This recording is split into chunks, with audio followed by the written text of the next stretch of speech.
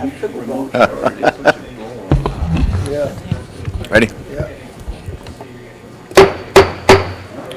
Good evening, everyone. It's 6 o'clock. We'll go ahead and call this meeting to order. Val, if you'd call the roll, please. Commissioner Snow? Here. Commissioner Curry? Here. Commissioner Delanoy? Here. Commissioner Johnson? Here. Mayor Penny? Here. At this time, if you silence any electronic devices that make noise, put them on vibrate, or better yet, turn them off. You don't want to be that one person.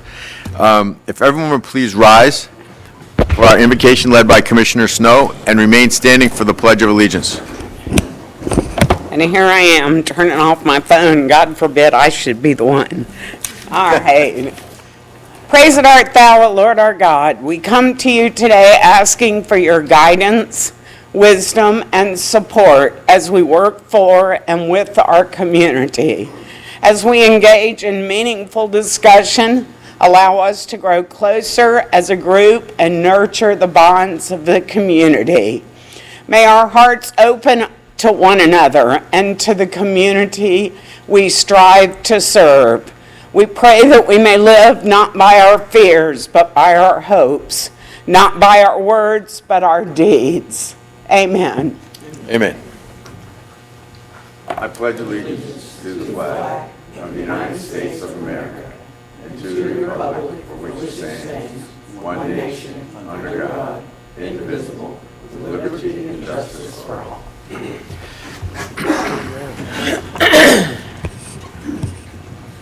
Thank you, Commissioner Snow. You're welcome. At this time, we have a presentation. Chief, you want to come forward? Thank you, Mr. Mayor. I'm Byron Williams, Chief of Police, Hollywood Police Department. So it's going to be an honor tonight, ladies and gentlemen, to be here as we gather to recognize two exceptional individuals who have not only served this department with distinction, but who now step forward into greater responsibility and greater opportunity. Today, we proudly promote Master Patrol Officer Michael Rosabella and Detective Kelsey Palm to the rank of Corporal.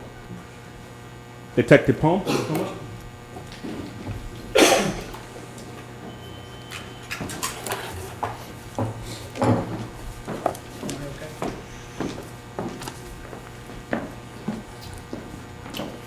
Take my back turn to everyone. So Detective Palm began her law enforcement career by attending the Daytona State College Police Academy in 2020. After graduating from the Police Academy, Detective Palm went on to attend the EMT and Paramedic Academy. She is currently furthering her education by pursuing a bachelor's degree in forensic psychology. Detective Palm has been with the Holly Hill Police Department since January of 2022. Shortly after, she earned the title of Field Training Officer, where she assisted in training newly hired police officers. Detective Palm then moved to a proactive unit where she focused on locating subjects with open warrants and narcotic investigations. Currently assigned to the Criminal Investigation Division, Detective Palm investigates a range of major case crimes, including sex offenses and homicides. She also serves on the North Florida Internet Crimes Against Children Task Force, where she specializes in investigating cases involving child exploitation. In addition to her investigative duties, Detective Palm is a member of the Coast Crisis Negotiation Team, serving as a hostage negotiator. Detective Palm also assists in conducting background investigations for new police applicants. Recently, Detective Palm was awarded Officer of the Year through the American Legion for her consistency and persistence in going above and beyond her daily duties. Family in attendance is significant other Andrew, daughter Briella, daughter Addie, and son Julian. Presenting the badge is going to be his daughter Addie.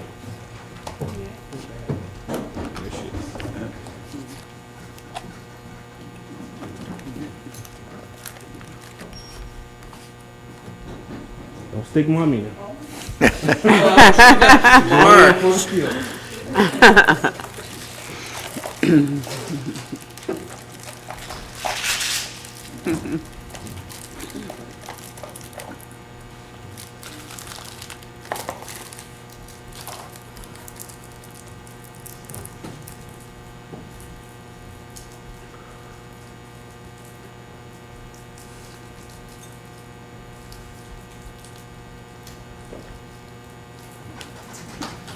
Yeah.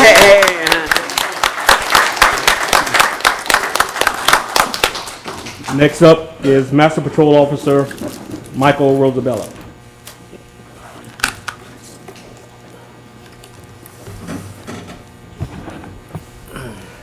So, Master Patrol Officer Rosabella started his law enforcement career in 2019 with the South Daytona Police Department, where he served until 2022.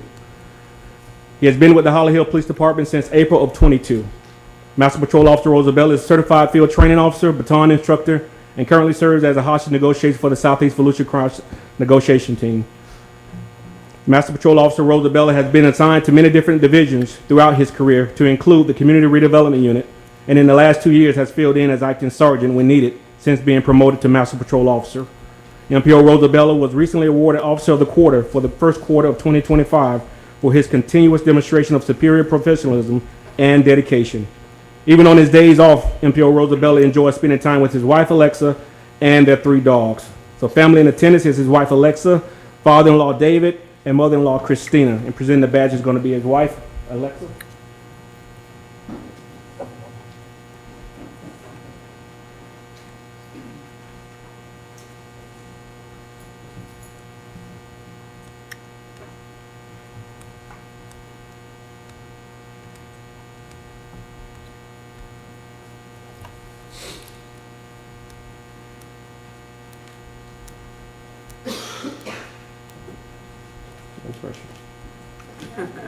Go ahead, stick him.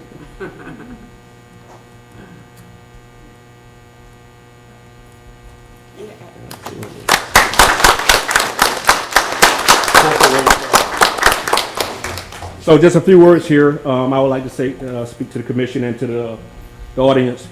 This moment is more than just a formality. It's a milestone. It's a declaration that both of our officers here, our newly promoted corporals, have demonstrated the judgment, the dedication, and the heart required for leadership. And not just any kind of leadership, but servant leadership. In law enforcement, we often speak of command, structure, and control. But true leadership begins with service. A servant leader doesn't ask, what do I do to gain from this position? But instead, what can I give to it?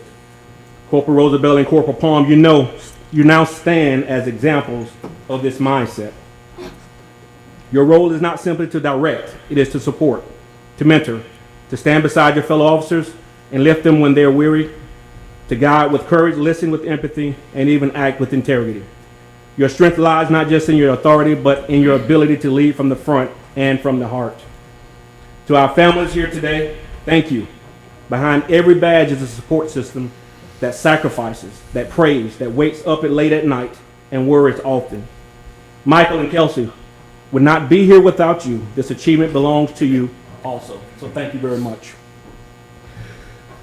Michael and Kelsey, you have earned the trust of your peers, the superiors in this community. As you step up into this next chapter, remember the stripes on your sleeve are not just symbols of status, but remember reminders of responsibility. The responsibility to serve those you lead, to protect the values we uphold, and to shape the future of the Holly Hill Police Department through your daily actions. So congratulations, Corporal Rosabella, Corporal Palm, and these last words I will leave with you: be proud, stay grounded, and lead well.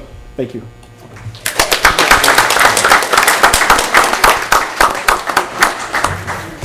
Chief, didn't you want to do some pictures up here? Who's going to do them over there? Okay. Okay. We like an arm for the protection. Would you like to take the picture? I'm kidding. I would do everything that you like me to do. All right, let's take some pictures. Oh my goodness. Well, then they can go home. And they can go. They got cake. Oh, they got cake. Okay. Sorry, Commissioner.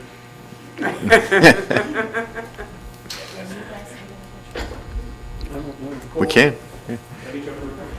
Can we? Oh, Commissioner, if you got okay. Yes.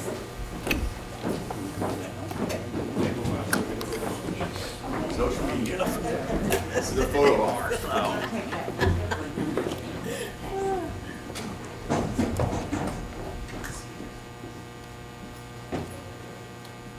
Okay, I follow you. Where are you going? Follow me. That might not be very good. Picture. I'm always right behind you. I don't know what else. Go ahead, Jeff. All right. Yes. Excellent. Squishy. Come on, look at that.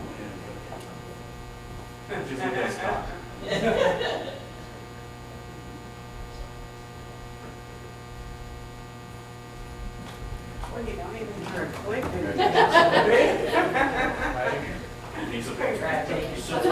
are you gonna do one separate? Are you gonna do one individually? Yeah.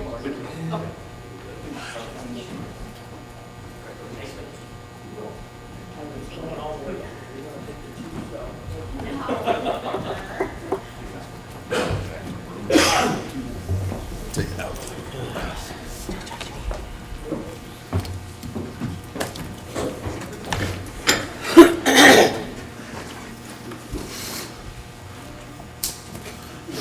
So we'll pause for a brief moment to let our law enforcement officers go eat cake.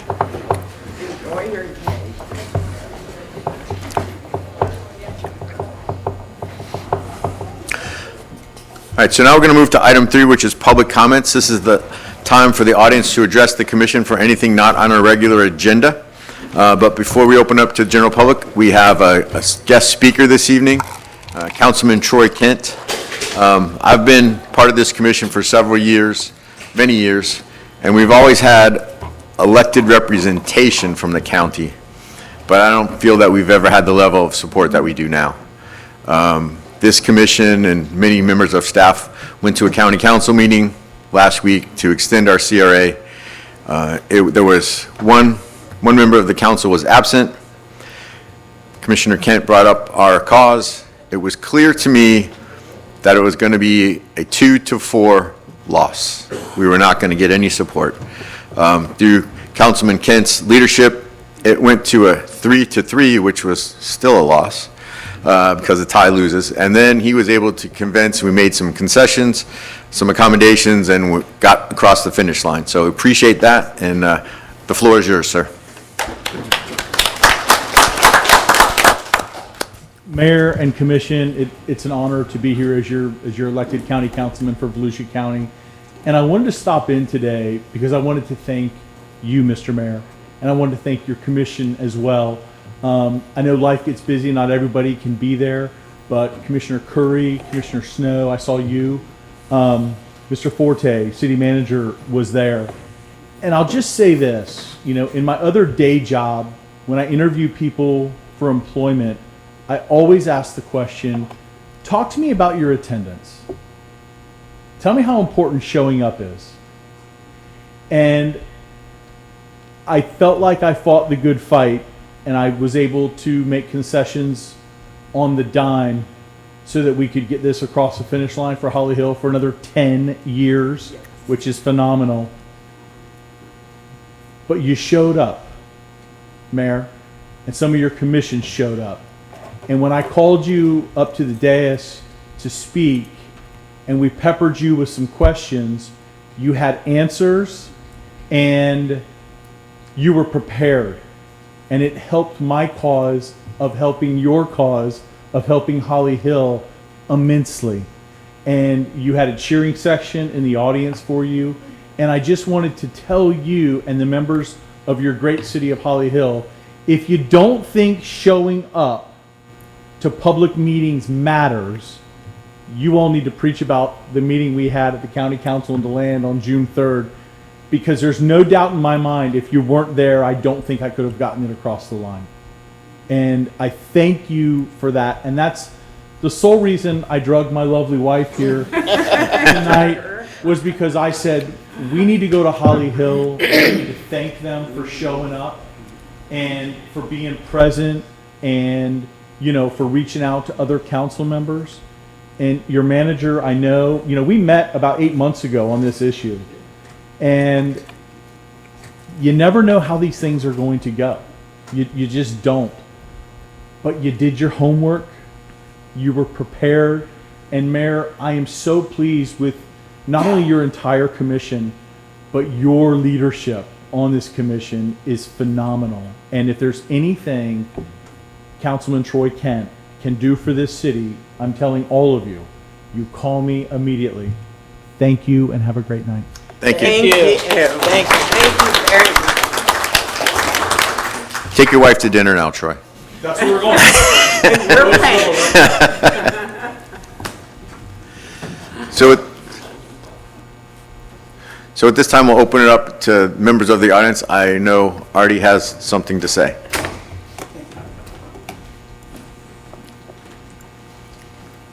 Just need to tell us your name and the city you live in, sir. Arthur Capuccio, 5482 St. Regis Way, and that's in Port Orange. Thank you for having me. Thank you. I've been in this city for a long time. My wife and I, we've had a business here, and we got a chance to know the city, the people. But one of the things that you get to know when you're in the city is you get a chance to know what the weather is all about. And, you know, you sit there and you worry about putting boards on your windows, and we've had storms here where there've been unannounced storms, where there've been 3 days where we had 31 inches of snow, 31 inches of rain, and it was a no-name storm.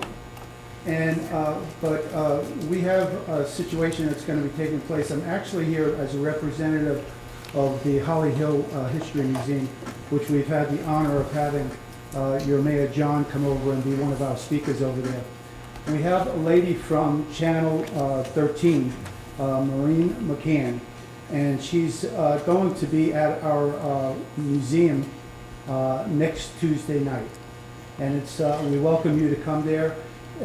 She's going to be talking about the weather and finding out about hurricanes and things of that nature. So we would love to have her see our city show up. We're inviting you to meet with her and make her feel at home and let her know what our city's about. I'm having a shirt made, and it's a picture of her on the shirt, and it says, "I love Holly Hill." I'm hoping when she goes on the news the next day that she's wearing that shirt, because it'd be pretty neat to do. But I just wanted to come in and, you know, put that invitation out and hope that we could get some other parts of the city. I got with Joe, and he graciously was telling me his participation, and he thought that this would be a really good thing for all in the city. The city really needs to know about the weather and what to expect. I appreciate you guys. Thank you for having me tonight. Thank you. Thank you. Thank you. Let's have a good part here where we're not going to have a lot of storms. There you go. Thank you. Thanks, Art. We'll be praying for you and your family. Appreciate it. Thank you. Anyone else like to address the commission this evening? The birthday boy. Yeah, Yeah, the birthday boy. it's over. We're done. All right. Jim McGarry, 342 Burley. I'm not exactly sure how, I should have made notes because I'm distressed. You know. You can't fight City Hall. So on my birthday, the president sent the National Guard to Los Angeles. What a gift, huh? What a guy. The reason for that, I understand, is because ICE needed support. When we had the meeting about our supporting ICE, there was some controversy. I feel like we can't fight the state because they told us there would be repercussions if we didn't support them. I don't know exactly where this goes. I find it frightening. Thank you. Thank you, sir. Anyone else from the public like to address the commission on anything not on our regular agenda this evening? Seeing none, we'll close audience participation and move on to item 4, which is approval of the minutes of the May 27th, 2025 finalized annual workshop and May 27th, 2025 regular city commission meeting. Motion to approve. Second. Any discussion needed? Yeah. All in favor signify by saying aye. Aye. Any opposed? Carries unanimously. We'll now move to item 5, which is the consent agenda. And the action proposed is stated for each item on the consent agenda unless the city commissioner removes an item from the consent agenda No discussion on individual items will occur, and a single motion will approve all items. Is there anyone in the audience who wishes to speak on any item on the consent agenda? Seeing none, staff would like to pull item 3, which is Resolution 2025-R-44, for discussion and clarification. Would anyone else like to pull anything from the agenda? No. So entertain a motion for items 1 and 2 on the consent agenda. I will make a motion that we approve items 1 and 2 on the consent agenda. I second it. All in favor signify by saying aye. Aye. Any opposed? Carries unanimously. Now I'll entertain Resolution 2025-R-44. Joe? Scott?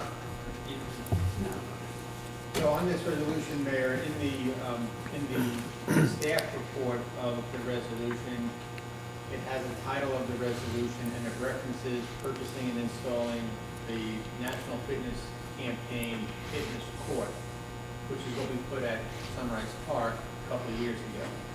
So this agenda item was assembled referencing back to that time. The actual resolution has the correct language that says that we're going after the grant for $50,000 for the purchase and installation of the replacement playground at Ross Point Park. We just want to make sure everybody's clear that what we're doing is requesting funds to put a new playground at Ross Point Park and not part of the fitness court or National Fitness Campaign at Sunrise Park. Any questions for staff? No, I'm No. clear on that. Any input from the audience on that? Seeing none, we'll close audience participation and entertain a motion for approval. Motion. Any discussion needed? No. All in favor signify by saying aye. Aye. Any opposed? Carries unanimously. Now we'll move to regular agenda, which is Resolution 2025-R-45. Resolution number 2025-R-45, by title only, the first normal reading. A resolution of the City Commission of the City of Hollyville, Florida, authorizing the city manager to execute a request for inclusion on the drainage water priority list for grant-funded capital water resilience improvement in the amount of $2,904,222.50, providing for severability, providing for an effective date. Joe, you want me to bring Joseph up? Yes, so Joseph is here, he's Public Works Director, and he'll give you kind of a quick update on this item and the next item with regard to the grants that we're applying. Good evening, Commission. Before you is an item for a grant request, all right? And Hurricane Ian and Hurricane Milton both impacted our community severely. With Hurricane Ian, we were able to get $21 million worth of grant money to fix up our water and wastewater plant and make them more resilient to storms. This grant is a specific one for Hurricane Milton, and it is to fix a water line that busted during the storms due to the flooded street and the pipe busted because of the vibration of the cars going down the street. So it's an opportunity to replace a water main for $3 million, essentially in the state of, State Avenue. And we're hoping to be successful in getting money for it, with your permission. Are there any match requirements on these grants? This is this grant is proposed as a no payment back loan.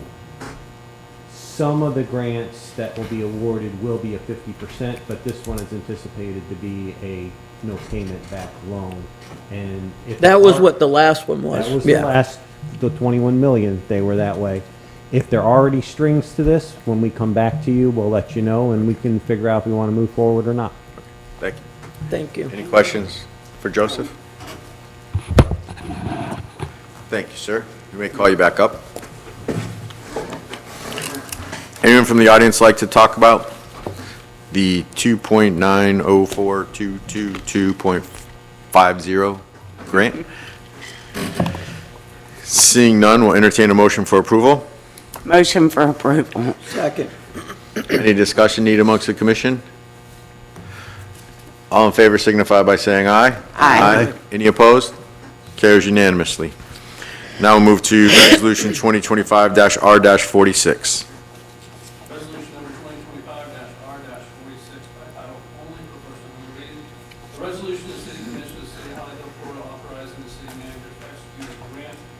inclusion on the Clean Water Priority List for grant-funded capital wastewater resilience improvement in the amount of $20,027,900, providing for several buildings, providing for an effective date. We need to bring Joseph back up, or it's pretty much the same thing? This is on the wastewater side, so I'll let him give you another quick update on that. Okay, council, so our wastewater plant was impacted again from Ian and Milton. The wastewater flows went up above 6 million gallons a day. Our normal flow is under 2. And that was because our streets were flooded and the water in the streets got into the collection system and flowed right to the wastewater plant. So this grant is envisioned to put waterproof lids on all of our manholes in the streets that were flooded, to put backup pumps on all of our lift stations, so if the power is interrupted, those stations will continue to pump without interruption, and raise some of those lift stations up above the flood, so flood water doesn't go directly into the station, or put locking lids on them. So this is a huge investment in making our system tight and safer for a hurricane. The other small element in here is our wastewater treatment plant got inundated with water and the aeration system got flooded. It worked, but basically all the bearings within the system have been wearing out and we're losing shafts.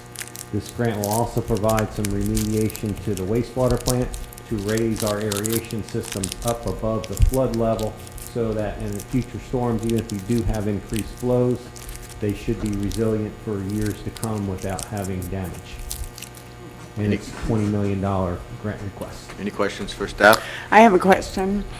Approximately how long between today, when it starts, till when you find out if you get these? This is a request for inclusion. So there's all this money available in the state, and so it's kind of listed in the agenda item. I don't want to go through and bore you guys. But in September-ish, they will have a meeting and they will shortlist the projects that they feel that are legitimate projects they have funding for. Okay. At that point, sometime in September, we should know, and the meetings may change, but it's tentatively scheduled for September. Okay. If we make the shortlist. Okay. From the shortlist, then we have to come back to you with plans, facility plans, and all the other stuff to get the money. We're still about a year away from getting the money. Okay. And then once we get the money, we still have to do more engineering plans and blah, blah, blah. And bids and all the other stuff. So it's not a fast process. This is actually streamlined. Right. This is an SRF process. It's a state revolving loan fund process. Normally it takes 3 to 4 years to get on that list. We're going to do it in a couple of months. Okay. So we're taking a lot of years off of it, but it's still a long and lengthy process. It's still government. Yes. Yeah. Okay, thank you. And it's a great benefit to our residents. I mean, this is going to really modernize our collection system if we can get this grant. We are chipping away at it annually with our reserves, our reserve money. Every year we fix a lift station, we add a bypass pump, etc. But we have 32 lift stations out there. This will jumpstart that process immensely for us. Okay. Do you know what the pool of money is for, I can imagine every believe city's it's- doing it's this. 133 for the wastewater. But from what I understand, they're going to take some from the water because the water side wasn't as highly impacted and move it to the wastewater side, and that amount has not been determined yet. Thank you. Any other Thank you. questions for staff? Is this the same type of grant? It's the same type of grant as the Sapphire grant, and this is just it's going to have a Milton on it. I don't know how, it's actually Helena and Milton, Hurricane Helena and Milton. Obviously, we're not getting impacted from Helena, but it's the same pot of money. So Okay. Thank you. Thank you. Yeah. Anyone from the audience like to comment on this? Seeing none, we'll close audience participation. Entertain a motion for approval. Motion. Second. Motion and a second. Any discussion needed? No. All those in favor signify by saying aye. Aye. Any opposed? Carries unanimously. We'll now move on to communications from city manager. Mayor, I'd like to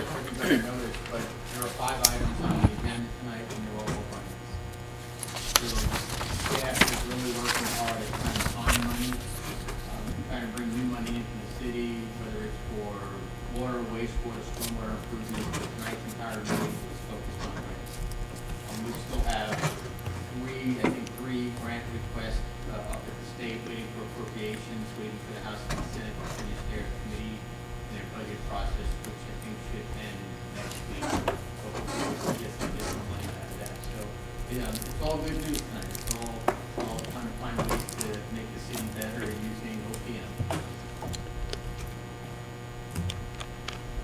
That's it? Mr. Simpson? I was actually gonna update you on 2 new laws. I don't think I have. Obviously, every year the legislation adopt laws that impacts us, but I wanted to bring attention to your laws related to development. The first one was, basically, we cannot adopt more stringent or burdensome development regulations, whether it's zoning, comprehensive plan, development regulations, until October of 2027. And it's retroactive back to August of 24. And this includes development moratoriums, and it's in response to, some jurisdictions, I think, were coming out with very restrictive regulations because of the hurricanes, and the state said we can't do that. And that's why they've actually made it retroactive back to August of last year, before the hurricanes ever hit. So had we had any jurisdiction that adopted more stringent regulations, adopted a moratorium after the hurricanes, the state just invalidated their positions. And it also applies prospectively if we get future hurricane for 1 year after the hurricane hits, same rule applies. So if, it wouldn't really matter this year because they've already prohibited us to October 27th. But say in like 29 we get a hurricane, that rule will kick in again for 1 year. We cannot adopt. And they don't define what is more burdensome or restrictive. And kind of the disappointing thing is it's not limited to stormwater, not limited to flooding. It's any development regulation. So if we say we don't want buildings this high, can't do it. Wow. So it's any. I didn't realize that. This is pretty broad.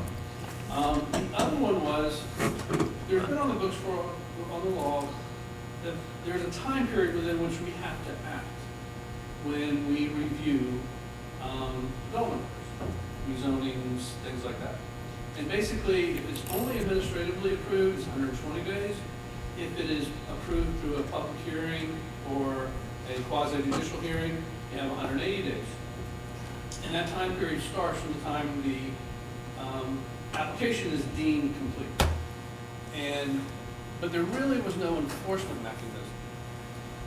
And what they adopted this year was an enforcement mechanism where if we don't approve, take action within the time frame on a kind of a scale or schedule, we have to refund application fees for development. So they kind of put an enforcement mechanism in there. No one ever really, it was there. We always kind of said, look, we got to get this done, but developers never really pushed that issue.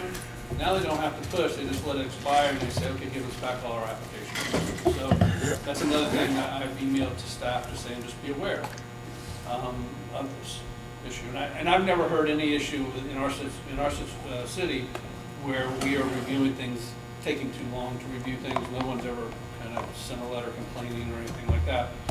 But we can agree if we run into a situation where there needs to be more thorough review before we take action, then we can agree with the applicant to extend that time. But the applicant has to agree. Otherwise, if we have questions about a project and the applicant's not willing to agree to extend it so we can try to address our concerns, then it either has to come forward as approval with conditions or recommendation for denial. We may, if the applicant doesn't work with us and we run out of time, we can't work with the applicant to try to get them to where staff can recommend approval. So that's really the thing we just have to keep an eye on. But those are two things the legislature adopted this year. And it takes a lot of authority away. Because, delaying a project was one of the ways anti-growth people would kill the project. They would always say, you probably heard it, oh, you're going too fast, you're not thinking about things, and you need to slow down, take your time, review these things. State law doesn't allow us to do that. Now they've put in a financial penalty to us for it. But I just want to bring those two things to your attention, just in case we all start next year saying, hey, I would like to maybe do this on our land development code, and we come back and say, we can't, we gotta wait until October 27th. That's all. Thank you, So sir. what you're saying is we can't change any of our zoning at this point? I mean, as far Make as it what, easier. we can't change any of our zoning, Well, I'm not saying you can't change it, you can make it easier. but we But can't. we rezone? Yeah. Yes, and usually an applicant is asking for rezoning, so the likelihood that it is more restrictive, probably not. But if we go into a situation where, say, we would say, look, we want to increase the parking requirement, we want to have more impervious surface, we want people to have less impervious surface, we want to have more stringent stormwater regulations, we want to have lower buildings. All of those things would probably be viewed as more restrictive or burdensome on development, and therefore we can't do it until October 27th. Unless they're already in place? Well, if they're in place, we're not adopting something that's more burdensome. Okay. But if, say hypothetically, we allow 60% impervious surface, I don't know if that's Yeah, right. I know where you're going with it. If we went back and said, look, we only want 40% impervious surface, that would probably be viewed as more burdensome or restrictive regulation. We can't adopt it until October 21st.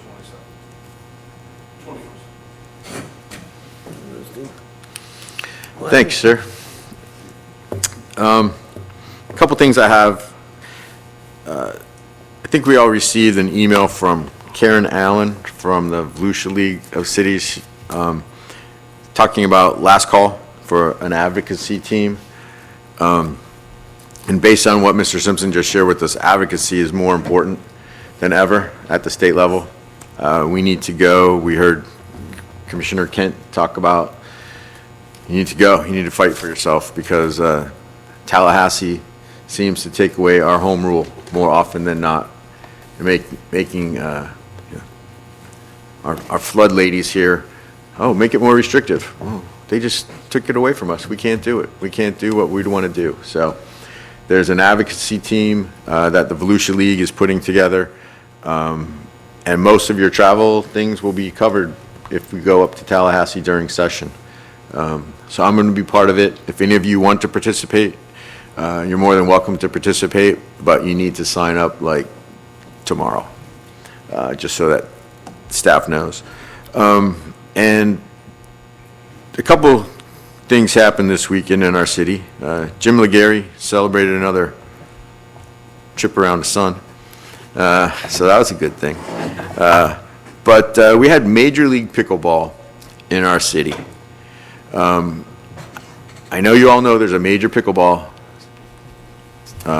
center right across the street, but you might not know what Major League Pickleball is. It's a team sport. It's a professional team sport. There's 4 people on a team. They compete men's doubles, women's doubles, then mixed doubles, and then they do singles. And it's a team sport. And it was just amazing to go there and see what it takes. Holly Hill was on national TV. We were on 3 national channels over the weekend from Thursday to Sunday. And just to see what it takes to pull that broadcast off, the trailers, the generators, the miles of wires and lighting and people all behind the scenes. It was really, I was proud to have that in our city. But with that being said, I had a little sour taste in my mouth because it's the MLP tournament sponsored by DoorDash at Daytona Beach. They must have said it 1,000 times. But when you looked at it on TV, you saw this 30-foot welcome to Holly Hill sign right over center court. So our message was out there. The broadcasters weren't saying it. And we all know that more people know where Daytona Beach is than Holly Hill is. But we have that facility here. It's an awesome asset to this community. And they're working on a 5-year contract. If you want to go next year, sign up. They were actually Pictona was given 1,000 free tickets. Yeah, I did see something. And about they that. gave them all away. So it was really exciting. If you've ever been to a professional basketball game or football game, when they do the TV timeouts, you get that real crazy music going on, and they're throwing T-shirts in the crowd and all that kind of stuff. That's what this is. It's a spectacle. So next year when they come back, go check it out, especially if you can get a free ticket. But that's about all I had. We'll go ahead and turn it over to Commissioner Snow. Okay. First of all, I want to remind everybody about Saturday morning. Wise Ocean will be here to entertain our 3 to 7-year-olds at Sika Hall, and it should be quite an event. I'm looking forward to seeing children running around doing this. Second, I'd like to tell all the commissioners you got an email today about a Chamber of Commerce icebreaker for elected officials. It was exactly an event like this that got me interested in running for office and got me where I am.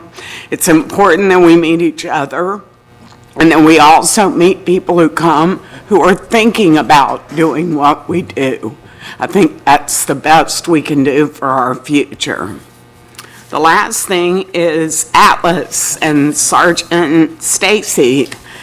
I told the chief, these are big words for me, interagency development allowed our dog to support another city in their drug apprehension.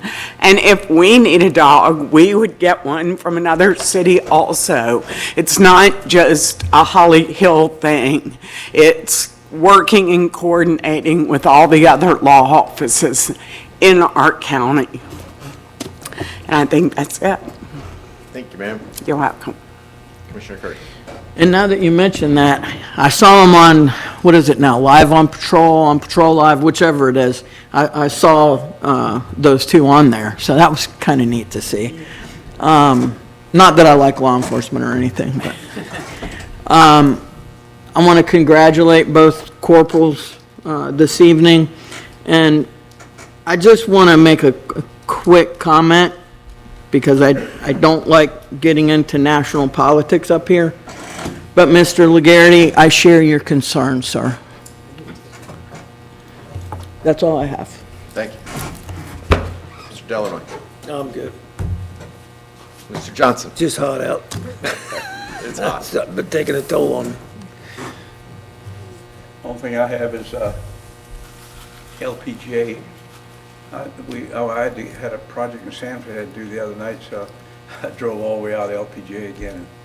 I normally don't go that far out of LPGA a lot anymore, but it's just amazing how fast it's growing. You know? Yeah. And one good thing about it is they're bringing in a Bojangles. You seen that? They got a sign up that says Bojangles. That's the good thing you can think of. But Panda Express, too. Yeah, Panda Express.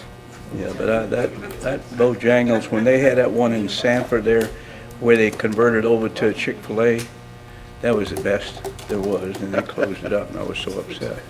But it's a sign already there, they're bringing in the Bojangles.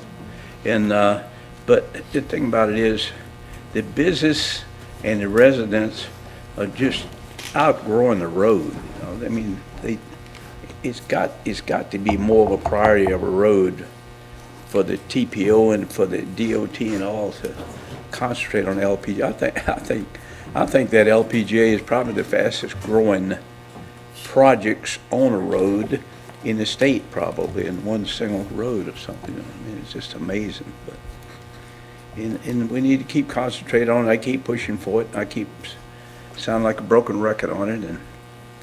And another good thing is too, and I'm sure that Deborah Snow will agree to it, is the Volusia Sports Center is really growing.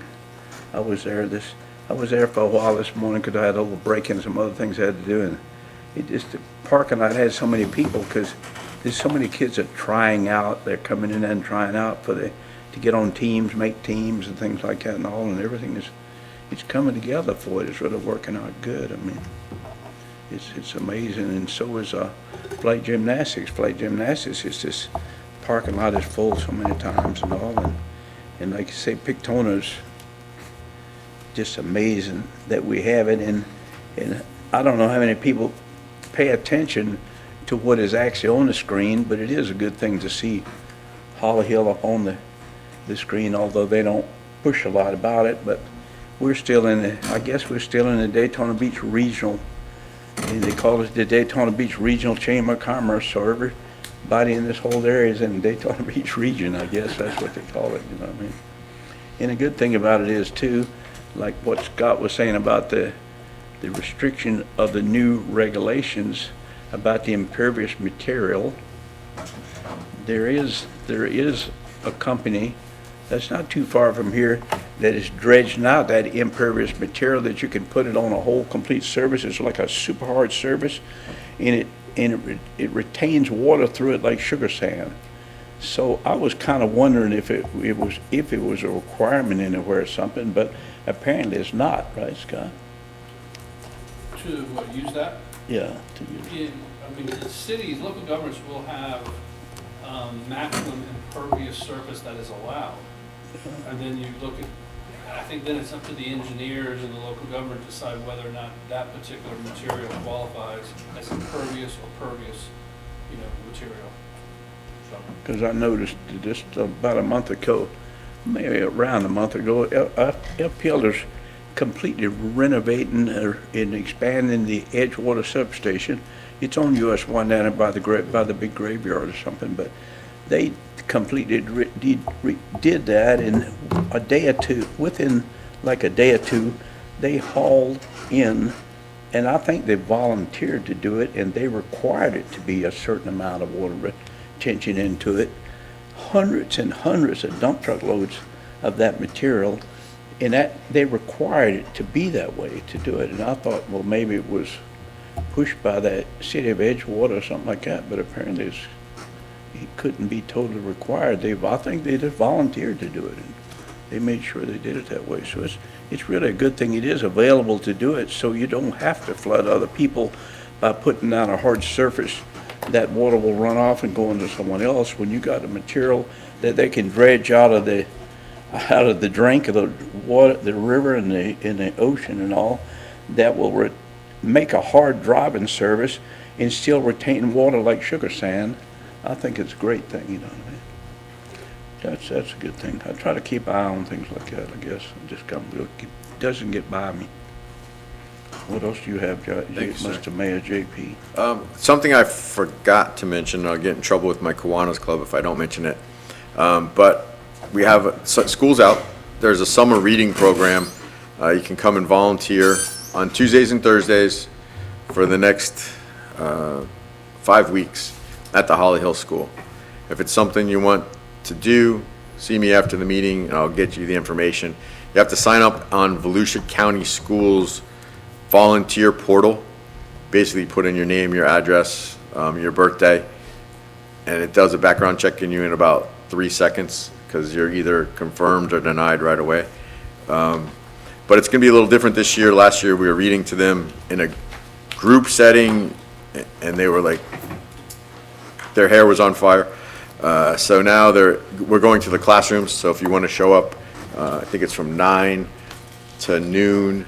You don't have to stay the whole time. We just ask you to come in for an hour on Tuesdays and Thursdays. So that's all I have. Anyone else have anything for the good of the order tonight?